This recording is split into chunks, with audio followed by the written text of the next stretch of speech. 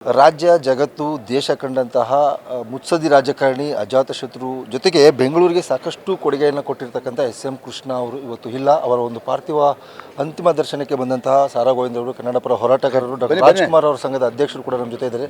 Sir, ಇವತ್ತು ಅಂತಿಮ ದರ್ಶನ ಪಡ್ಕೊಂಡಿದ್ದೀರಾ. ಈ ಸಂದರ್ಭದಲ್ಲಿ ಎಸ್.ಎಂ. ಕೃಷ್ಣ ಅವ್ರನ್ನ ತಾವು ನೆನಪು ಮಾಡ್ಕೊಳ್ಳೋದಾದರೆ? ಕೃಷ್ಣ ಅವ್ರ ಬಗ್ಗೆ ಹೇಳೋಕ್ಕೆ ಬೆಟ್ಟದಷ್ಟಿದೆ. ಆದರೆ ಅವ್ರು ಮಾಡಿದಂಥ ಕೆಲಸಗಳು ಇವತ್ತು ಜೀವಂತವಾಗಿ ಉಳಿದೋಗಿದೆ. ವಿಶೇಷವಾಗಿ ಮುಖ್ಯಮಂತ್ರಿ ಆದಂಥ ಸಂದರ್ಭದಲ್ಲಿ ಈ ನಾಡಿಗೆ ITBT ತಂದುಕೊಟ್ಟಂಥ ಮಹಾನ್ ಪುಣ್ಯಾತ್ಮ ಎಸ್.ಎಂ. ಕೃಷ್ಣ ಅವರು ಇವತ್ತೇನಾದರೂ ಬೆಂಗಳೂರು ಈ ಮಟ್ಟದಲ್ಲಿ ಇದೆ ಅಂದರೆ ಅವರ ಕೊಡುಗೆ ಅಪಾರವಾಗಿದೆ.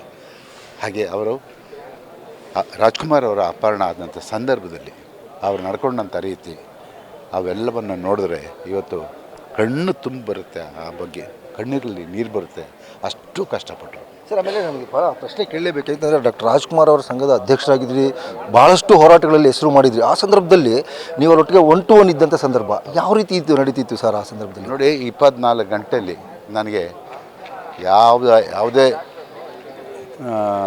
ಅಪಾಯಿಂಟ್ಮೆಂಟ್ ಆಗಲಿ ಮತ್ತೊಂದಾಗಲಿ ಪಡ್ಕೊಂಡು ಬರೋಂಗಿಲ್ಲ ಅಂತ ಒಂದು ಆದೇಶನ ಹೊರಡಿಸ್ಬಿಟ್ಟಿದ್ರು. 24 ಗಂಟೆಯಲ್ಲಿ ರಾಜ್ಕುಮಾರ್ ಯಾವುದೇ ಸಂದರ್ಭದಲ್ಲೂ ನಮ್ಮ ಮನೆಗೆ ಬರ್ಬೋದು, ನನ್ನ ಜೊತೆ ಮಾತಾಡ್ಬೋದು ಅಂತ ಹೇಳ್ಬಿಟ್ಟು. ಅಂತಹ ಸಂದರ್ಭದಲ್ಲಿ ನಾವು ನಡ್ಕೊಂಡಂಥ ರೀತಿ ಆಗ ನನ್ನ ಒಂದು ಶಕ್ತಿ ಅಪಾರವಾಗಿತ್ತು. ಆವಾಗ ನಾವು ಶಾಂತಿ ಕಾಪಾಡಬೇಕಾಗಿತ್ತು. ಅದೊಂದೇ ನಮಗೆ ದಾರಿ. ಏನಾದರೂ ನಾವು ಇಲ್ಲಿ ದಬ್ಬಾಳಿಕೆ ಮತ್ತೊಂದು ಮಾಡಿದ್ರೆ ರಾಜ್ಕುಮಾರ್ ಅವರು ಜೀವಂತವಾಗಿ ಬರಲ್ಲ. ಇದು ನಮಗೆ ಆದೇಶ ಮನೆಯಿಂದ ಬಂದಿತ್ತು, ಶಾಂತಿ ಕಾಪಾಡಬೇಕು ಅಂತ. ಆಮೇಲೆ 108 ದಿನಗಳ ಕಾಲ ಅವರು ಕೂಡ ಸರಿಯಾಗಿ ನಿದ್ದೆ ಮಾಡಿರಲಿಲ್ಲ. ಯಾಕೆಂತಂದರೆ ರಾಜ್ಕುಮಾರ್ ಅವರ ಅಪಾರ ಸಂಖ್ಯೆಯ ಅಭಿಮಾನಿಗಳಿದ್ದರು ರಾಜ್ಯದಲ್ಲಿ. ಆ ಸಂದರ್ಭದಲ್ಲಿ ಯಾವ ರೀತಿ ಅವ್ರ ಜೊತೆ ತಾವು ಮಾತಾಡಿದಂಥ ಸಂದರ್ಭ ಹೇಗಿತ್ತು ಸರ್? ನೋಡಿ, ಅವ್ರು ಹೆಂಗೋ ನಾವು ಹಂಗೆ. ಅಲ್ಲಿ ರಾಜ್ಕುಮಾರ್ ಅವರು ಕಷ್ಟದಲ್ಲಿದ್ದಾರೆ, ನಿದ್ದೆ ಮಾಡ್ತಾರೋ ಊಟ ಮಾಡ್ತಾರೋ ಏನೋ ಅದು ನಮಗೆ ಗೊತ್ತಿಲ್ಲ. ಇಲ್ಲಿ ಎಸ್.ಎಂ. ಕೃಷ್ಣ ಅವರು 108 ದಿವಸದಲ್ಲಿ ಒಂದು ದಿವಸ ನಕ್ಕದನ್ನು ನಾನು ನೋಡಲಿಲ್ಲ. ಸಂಟ ನೋವು ಯಾವ ರೀತಿ ಬಿಡಿಸ್ಕೊಂಬರ್ಬೇಕು. ಏನಾದರೂ ರಾಜ್ಕುಮಾರ್ ಅವ್ರಿಗೆ ಹೆಚ್ಚು ಕಮ್ಮಿ ಆದರೆ ಇಲ್ಲಿ ಏನಾಗುತ್ತೆ, ಕರ್ನಾಟಕದಲ್ಲಿ ಏನಾಗ್ಬೋದು ಅಂತ ಹೇಳಿ ಆ ಟಾಡಾ ಕೈದಿಗಳನ್ನ ಬಿಟ್ಟರೆ ರಾಜ್ಕುಮಾರ್ ಬಿಡ್ತೀನಿ ಅಂತ ಹೇಳ್ತಾರೆ. ಟಾಡಾ ಕೈದಿಗಳನ್ನ ಬಿಡಿಸೋದಕ್ಕೆ ಅಲ್ಲಿ ಕೋರ್ಟಿಗೆ ನಾವೆಲ್ಲ ಮೊರೆ ಹೋಗ್ತೀವಿ, ಲಾಯರ್ ಇಟ್ಟು ಎಲ್ಲ ಮೊರೆ ಹೋಗ್ತೀವಿ. ಆದರೆ ಟಾಡಾ ಕೈದಿಗಳನ್ನ ಬಿಡುವಂಥ ಸಂದರ್ಭ ಬಂದಾಗ ಅಲ್ಲಿಯ ಒಬ್ಬರು ಮುಸ್ಲಿಂ ಬಾಂಧವರು ಅವರು ಪೊಲೀಸ್ ಇಲಾಖೆಯಲ್ಲಿ ಅವ್ರ ಮಗನ್ನ ಕಳ್ಕೊಂಡ್ರು. ಆ ಒಂದು ವೀರಪ್ಪನ ಅವ್ರ ಹುತಾತ್ಮ ಅವರಿಗೆ ಶೂಟ್ ಮಾಡಿದ್ದ ಅವ್ರ ತಂದೆ ಆ ಸುಪ್ರೀಂ ಕೋರ್ಟಲ್ಲಿ ಅರ್ಜಿ ಹಾಕಿ ಟಾಡಾ ಕೈದಿಗಳನ್ನ ಬಿಡಬಾರ್ದು ಅಂತ ಹೇಳ್ತು. ಅಲ್ಲೂ ನಮಗೆ ಇಕ್ಕಟ್ಟಿನ ಪರಿಸ್ಥಿತಿ ಬಂತು. ಆ ಸಂದರ್ಭದಲ್ಲಿ ನಮಗೆ ನಡುಮಾರನಂಥ ವ್ಯಕ್ತಿ ಸಿಕ್ಕಿದ್ರು. ಅವರಿಂದ ರಾಜ್ಕುಮಾರ್ ಅವ್ರನ್ನ. ಆಮೇಲೆ ಇನ್ನೊಂದು ವಿಚಾರ ಗೊತ್ತಾ, ಅವ್ರ ಬಗ್ಗೆ 1 to 1 ಇದ್ದಿದ್ದರಿಂದ ಅವ್ರ ಫ್ಯಾಮಿಲಿಯವ್ರ ಜೊತೆ ಕೂಡ ಸಂಪರ್ಕದಲ್ಲಿದ್ರಿ.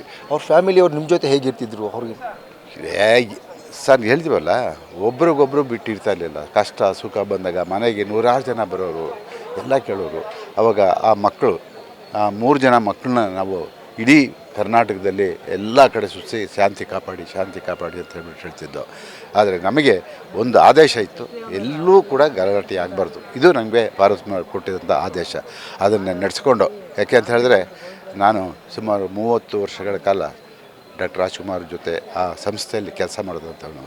ಹಾಗಾಗಿ ಪ್ರತಿಯೊಂದು ಹಂತದಲ್ಲೂ ಕೂಡ ನನ್ನನ್ನು ಭಾಳಷ್ಟು ನನಗೆ ಒಂದು ಪ್ರೀತಿ ತೋರಿಸಿ ಇಂಥವನ್ನೆಲ್ಲ ತಡೆಗಟ್ಟೋದಕ್ಕೆ ನನ್ನಿಂದ ಭಾಳ ನಿರೀಕ್ಷಣೆ ಇಟ್ಕೊಂಡಿದ್ದರು.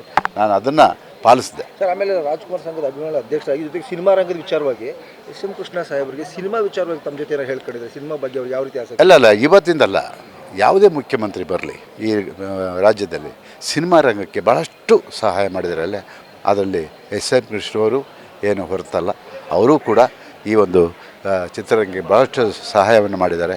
ಹಾಗೆ ಚಿತ್ರರಂಗವನ್ನು ಬೆಳೆಸುವಂಥ ಪ್ರಯತ್ನ ಕೂಡ. ನೋಡಿದ್ದಾರೆ ನಿಮ್ಮ ಜೊತೆ ರಾಜ್ಕುಮಾರ್ ಜೊತೆ? ಬೇಕಾದಷ್ಟು ಪಿಕ್ಚರ್ ನೋಡೋರೆ. ಪ್ರತ್ಯೇಕವಾಗಿ ರಾಜ್ಕುಮಾರ್ ಪಿಕ್ಚರೇ ಜಾಸ್ತಿ ನೋಡ್ತಾ ಇದ್ದಿದ್ದು. ವಿಷ್ಣುವರ್ಧನ್, ಆಮೇಲೆ ಅಂಬರೀಷ್. ಹಾಂ, ಭಾಳ ಸಂಪರ್ಕ ಅವ್ರಿಗೂ. ಸಾರಾ ಗೋವಿಂದ್ ಅವರು ನಿರ್ಮಾಪಕರು. ಅವರು ಇವತ್ತು ಎಸ್.ಎಂ. ಕೃಷ್ಣ ಅವರ ಬಗ್ಗೆ ಹೇಳಲಿಕ್ಕೆ ಸಾಕಷ್ಟು ವಿಚಾರಗಳಿದ್ದಾವೆ. ಬಹಳ ಮುಖ್ಯವಾಗಿ ರಾಜ್ಕುಮಾರ್ ಅವರನ್ನು ವೀರಪ್ಪನವರು ಕಿಡ್ನಾಪ್ ಮಾಡಿದಂಥ ಸಂದರ್ಭ ಇದೆಯಲ್ಲ, ಎಸ್ ಎಂ ಕೃಷ್ಣ ಅವರು ಹಗಲು ರಾತ್ರಿಯಿಂದೇ ಕಷ್ಟಪಟ್ಟು ನಿದ್ದೆ ಕೂಡ ಮಾಡದೆ ಸರಿಯಾದ ಸಮಯಕ್ಕೆ ಕೆಲಸವನ್ನು ಮಾಡಿದ್ದಾರೆ. ರಾಜ್ಕುಮಾರ್ ಅವರನ್ನ ಅಪಹರಣದಿಂದ ಮುಕ್ತರನ್ನಾಗಿ ಕರ್ನಾಟಕಕ್ಕೆ ಕರೆತರಲು ಅದರಲ್ಲೂ ಕೂಡ ಬಹಳ ಮುಖ್ಯ ಕೇಂದ್ರ ಸರ್ಕಾರದ ಜೊತೆ ಒಡನಾಟ, ತಮಿಳುನಾಡು ಸರ್ಕಾರದ ಜೊತೆ ಒಡನಾಟ, ಸಂಕಷ್ಟದ ಕಾಲ, ಒಂದು ಕಡೆ ಕಾವೇರಿ ನೀರು ಬಿಡಿ ಅಂತ ಡಿಮಾಂಡು, ಟಾಡಾ ಕೈದಿಗಳನ್ನ ಬಿಡಿ ಅಂತ ಡಿಮಾಂಡು, ದುಡ್ಡಿಗೆ ಡಿಮಾಂಡ್, ಈ ರೀತಿಯ ಅನೇಕ ಸಂಕಷ್ಟಗಳನ್ನು ಮತ್ತೊಂದು ಕಡೆ ರಾಜ್ಕುಮಾರ್ ಅವರ ಅಪಾರ ಸಂಖ್ಯೆಯ ಅಭಿಮಾನಿಗಳ ಒಂದು ವಿಚಾರ ಇದೆಯಲ್ಲ, ಅವರ ಒಂದು ಶಾಂತಿ ಕಾಪಾಡ್ತಕ್ಕಂಥ ಕೆಲಸಗಳನ್ನು ಎಸ್ ಎಂ ಕೃಷ್ಣ ಅವರು ಅತ್ಯಂತ ಅಚ್ಚುಕಟ್ಟಾಗಿ ನಿಭಾಯಿಸಿದ್ದಾರೆ ಅಂತಕ್ಕಂಥ ಒಂದು ವಿಚಾರವನ್ನು ಫ್ರೀಡಮ್ ಟಿವಿಗೆ ಸಾರಾ ಗೋವಿಂದ್ ಅವರು ತಿಳಿಸಿರ್ತಕ್ಕಂಥದ್ದು. ಕ್ಯಾಮರಾ ಪರ್ಸನ್ ಗಿರೀಶ್ ಜೊತೆ ಲಕ್ಷ್ಮೀಪತಿ, ಫ್ರೀಡಮ್ ಟಿವಿ, ಬೆಂಗಳೂರು.